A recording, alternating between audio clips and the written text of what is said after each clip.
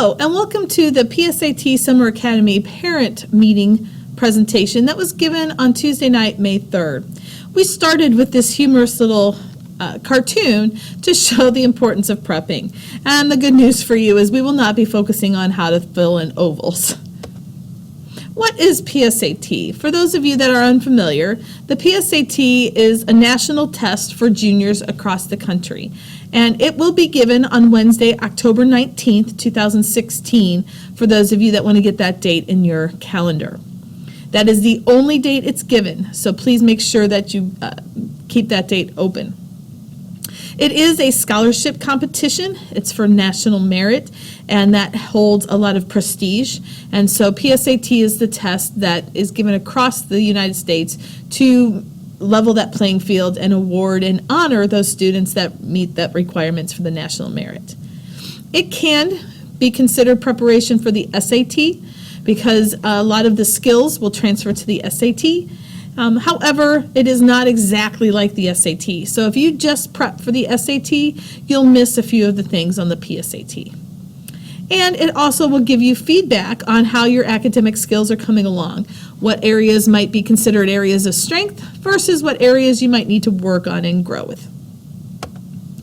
The PSAT measures reading, mathematics, and there's two sections of mathematics, writing and language, and that's really kind of grammar skills and stylistic skills. They do offer some cross-test scores now that they have incorporated history and social studies into the different tests, as well as science questions in the different tests. They now have these cross-test scores, but unfortunately at this time we're really not sure what they're going to do with those since these are new scores that have been added. I think their purpose is to make their test more like the ACT science portion because, as you noted, there's no science on the PSAT. So those science questions are now woven throughout the English and the reading passages. And again, we're not really sure what those cross-test scores are going to mean and what they're going to do with them. The scoring of the PSAT, the subtest, the scores go from an 8 to a 38. And then what they do is they take those subtest scores and you get one number. So in your packet that you got from PSAT, if you took the test in the fall, you should have several subtest scores and then it gives you a score adding up those. The selection index is on page 2 at the top, and the selection index is the adding up of the subtest scores and doubling it. What we found this year is that PSAT used the selection index to try to determine their national merit, and they're getting away from using the percentile. Interesting, but that's kind of what we're seeing. So we're going to worry about your subtest scores, and we're going to look at adding those up and how that becomes your selection index score. And those are the scores that we're going to pay attention to as we try to prep you for the fall test and making of the national merit.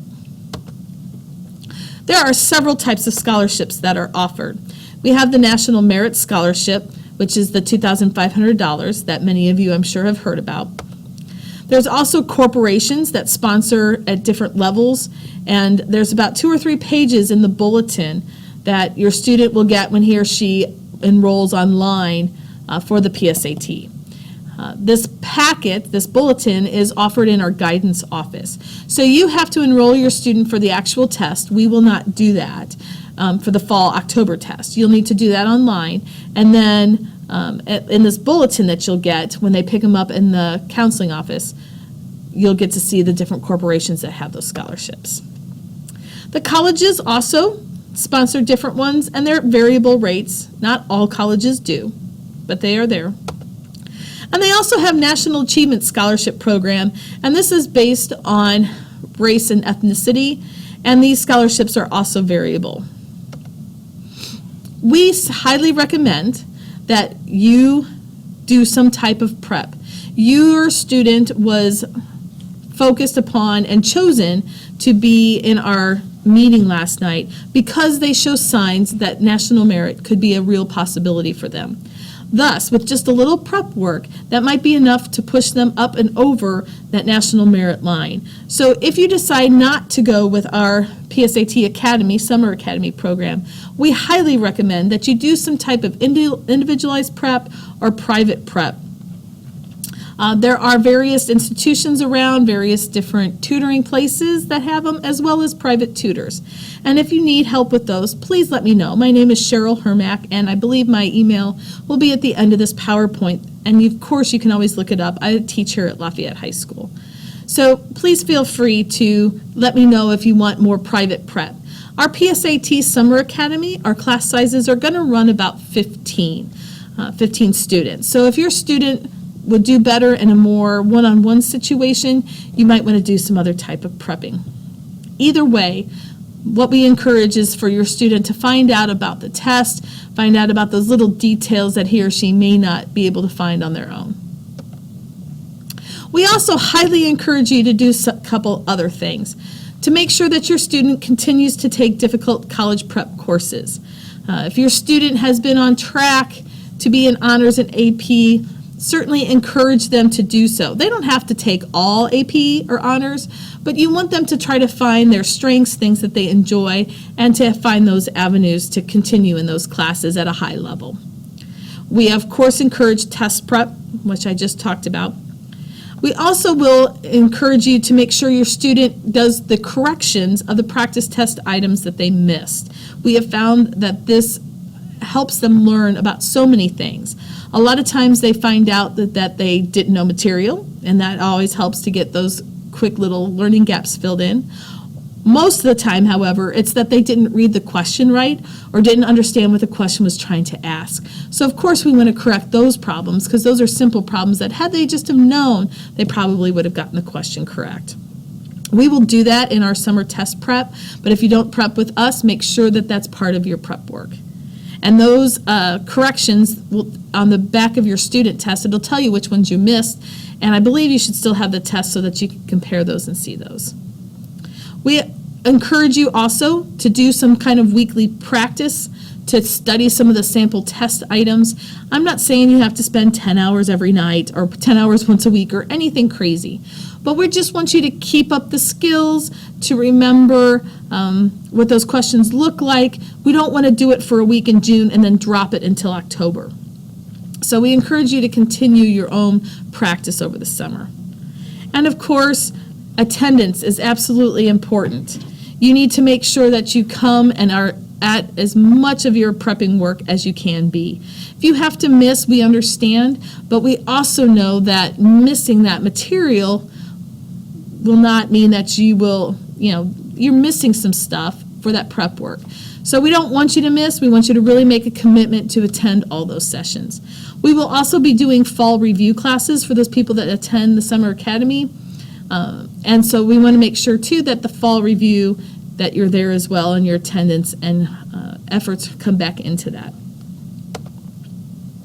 Here are our 2016 PSAT Academy dates. Notice there's 3 sessions. They run Monday through Thursday from 8 to 1:30. And then on Friday, we give a post-test. It's from 8 to 11:30. What the post-test does, while we don't expect you to have increased your skills dramatically through the week and make a 200-point gain by the end, what we do hope happens is that this post-test will give you a chance to practice the test top to bottom, to have that concentration necessary for the test, and to get acclimated once again to what this test looks like. You only need to attend 1 session. We have 3 sessions to try to work around people's schedules. So if you're interested in doing our Summer Academy, and on the application, you are asked to rate those 1, 2, and 3 with your top preference. We have been able to, in the past, grant most people's first pick, so that's been really good. But remember, we do want to keep our class size down to about 15, because research says that in prep situations that 15 is kind of the magic number for the most gains. We will do some follow-up activities with your students. Like I said, we're going to have fall review sessions. We'll pick a day of the week, and Miss Slama is our math tutor. Miss Slama will take math maybe in the morning on a Tuesday, and I'll take the reading on a Tuesday afternoon. And then the next week on the Tuesday, we'll flip and we'll do the reading in the morning and the math in the afternoon. We'll do morning and after school sessions, but like I said, the dates to be determined because we're still trying to work around mostly my schedule, I'll admit. I will be sending out emails, and we will be sending you all sorts of things so that you know the dates. We'll need you to make sure you're checking the LHS testing website. I'll have that put together and up and running come fall. And so that'll have the dates and when that test is due and the money is due turned into PSAT and those kinds of things. So we will be sending out emails through our PSAT email for updates. And again, the test date is Wednesday, October 19th. When you send in your Summer Academy registration, Ms. Slama will send you an email back and ask you to please reply to that email one more time, just so that we're sure we typed in your email correctly and that we have it correct in our system. So if you will please make sure you look for our verification email and then verify it back to us. We'd really appreciate that.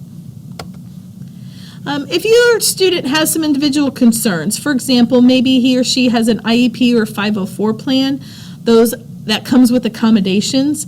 If that is your student, you'll need to let me know as soon as possible so that we can start getting the paperwork filled out for your student to get those accommodations on the PSAT test. They're not automatic once you have an IEP or 504. So we need to make sure if that's you that we can get those from PSAT in the right time period. Because if we wait too long, they probably won't grant them. U.S. citizenship is an issue. If you are not a U.S. citizen, there are a couple steps that we have to take to make sure that we show that you are interested in becoming assistant, that you have your green card or other pass, visa that keeps you here in the United States. So if citizenship is an issue, you'll want to let me know, and I can send you a copy of the requirements so that you can start getting those in order as well. If your student has health issues, things that you think we need to know about during our Summer Academy, please let us know. We will not have a nurse here at Lafayette. It will be Ms. Slama and myself and the principals that are here in the building working. So the more we know up front about your son or daughter and their health issues, the better we can take care of things if they happen. Medications is the same way. If your student needs to take medication while they're here at Lafayette in our Summer Academy, we'll like to know that as well. Again, we don't have a nurse to administer that, so if that's a problem, please let us know and make sure that we're aware of that so that we can head that off. If you are ill the day of the test, you can write to and contact College Board and let them know that your student was unable to make it, and you can see what kind of accommodations they'll make. The story that Ms. Slama told was of a student who was in a car accident on her way to take the PSAT test. She did come, she took it, but she got home and told her dad that she felt very shaky and she wasn't sure her results were very good. So they wrote in and got her results canceled, and College Board said that's fine, we will not take her scores. And sure enough, she scored some of the highest that we've ever seen. And those scores were tossed out. She could not get those scores back.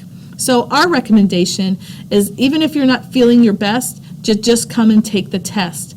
These results don't go to colleges. They don't get sent out. You don't get to request that they're sent out or anything. They are only to determine the national merit. There's no harm in having a score that's lower than normal. And so you might as well go ahead and take it and give it a go and be safe rather than sorry. And again, like I said, those test scores really aren't distributed. Colleges like to see ACT or SAT scores. For the academy, you will need to bring some supplies. A couple of highlighters would be good, some pens, number 2 pencils with erasers. And Ms. Slama said at our meeting that mechanical pencils, even though they say they're number 2, when we look at score sheets that aren't scored and when they look at the reasons, a lot of times it was because they were using mechanical pencils, and for some reason those mechanical pencils just aren't coming through. So we really recommend do the number 2 wooden pencils with erasers. Have notebook or loose leaf paper, some way to take notes. a calculator, and lunch. We will be breaking for lunch. We do not want to see students getting in their cars and going off to lunch because we just will not take a long enough lunch break for that to be safe for anyone. So we want the students to eat here at school. They should bring their lunch and they have to remain on campus. Notice at the top it says email confirmation.